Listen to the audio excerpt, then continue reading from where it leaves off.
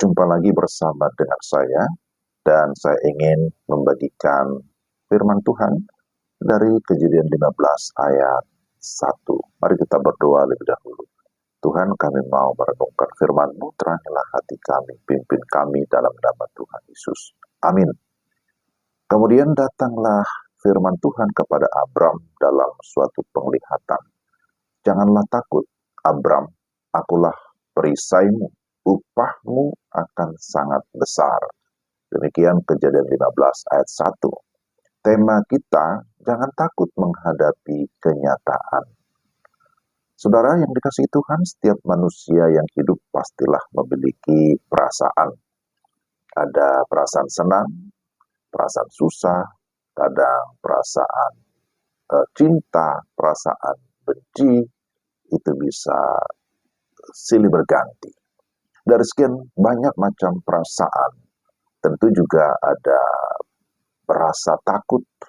Ya, takut adalah hal yang wajar, tetapi jangan sampai dikuasai oleh ketakutan yang tidak kudus.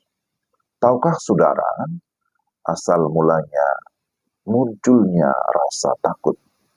Jikalau kita mempelajari Alkitab, dalam kitab Kejadian kita akan menemukan Adam dan Hawa yang awalnya hidup di dalam ketenangan, hidup dalam keharmonisan, berubah menjadi hidup di dalam ketakutan. Mengapa? Oleh karena mereka sudah melakukan pelanggaran terhadap perintah Allah. Itu adalah dosa. Dalam Kejadian 3 ayat 9 sampai 10, tetapi Tuhan Allah memanggil manusia itu dan berfirman kepada mereka, "Di manakah engkau?" Dia menjawab, maksudnya Adam, "Ketika aku mendengar bahwa engkau ada dalam taman ini, aku menjadi takut." Perhatikan, disebutkan di sini, aku menjadi takut karena aku telanjang, sebab itu aku bersembunyi. Mengapa Adam takut? Tentu karena dia sudah melanggar, karena dosa. Dosa menjadi penghalang hubungan dengan Tuhan. Dosalah yang membuat manusia dikuasai oleh kekhawatiran, dikuasai oleh ketakutan, takut menghadapi realita atau takut menghadapi kenyataan. Sebenarnya ada macam-macam rasa takut. Ada rasa takut yang tanda kutip beralasan atau masuk akal atau wajar. Misalnya, jikalau tiba-tiba ada binatang buas yang menyerang, atau tiba-tiba ada gempa bumi, atau gunung meletus, atau ledakan yang dahsyat, maka bisa tiba-tiba kita mengalami ketakutan. Itu adalah sesuatu yang masuk akal. Tapi yang kedua, ada rasa takut yang tidak beralasan atau yang tidak wajar. Misalnya, ketika melihat bayangan yang muncul dalam pikiran. Nah, takut terhadap kenyataan, takut terhadap masa depan yang belum terjadi. Dan banyak orang mengalami hal demikian. Dalam ilmu psikologi, perasaan takut yang berlebihan itu disebut dengan fobia. Fobia ya. Orang Kristen juga ada yang fobia menghadapi kenyataan hidup atau menghadapi masa depan begitu ketakutan. Orang yang demikian, maka dia akan mengalami satu tekanan atau stres, penderitaan batin. Jika orang tidak siap menghadapi kenyataan, biasanya akan mencari pelarian. Ada pelarian yang ya akhirnya menjurus kepada sesuatu yang negatif, baik itu narkotika, obat-obat terlarang, ganja, obat bius, ke kafe, klub malam, main judi, ya macam-macam ya, sehingga dia akan mengalami tekanan yang semakin berat. Dan ada juga yang akhirnya orang bunuh diri karena menghadapi tekanan yang sangat berat.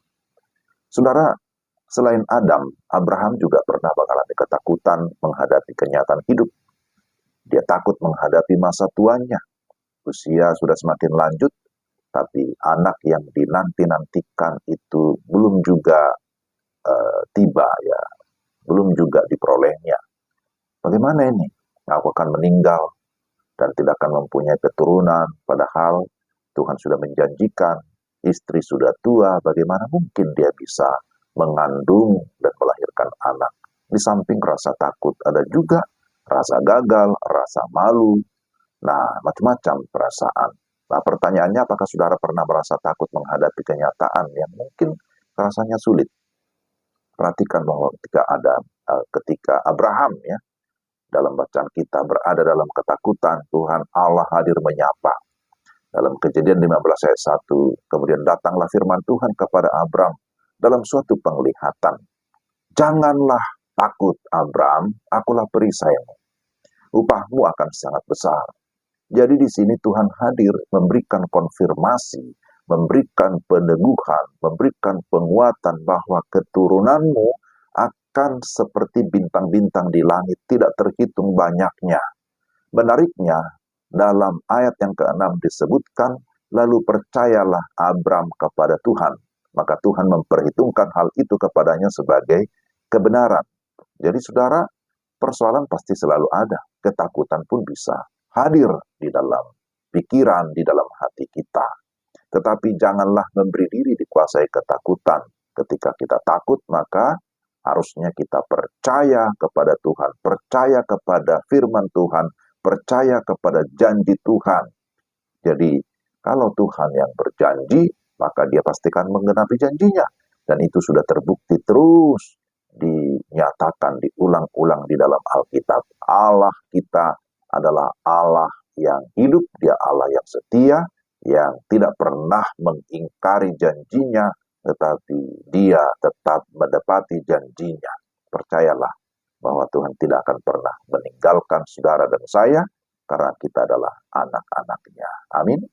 Ya, mari kita berdoa. Tuhan, terima kasih untuk firman-Mu. Kiranya Tuhan memimpin kami supaya kami mampu siap menghadapi segala kenyataan, sekalipun mungkin pahit, sekalipun sulit, tetapi kami percaya Tuhan senantiasa beserta dengan kami. Dalam nama Tuhan Yesus kami berdoa. Amin. Demikian renungan kita, Tuhan memberkati saudara sekalian. Salam.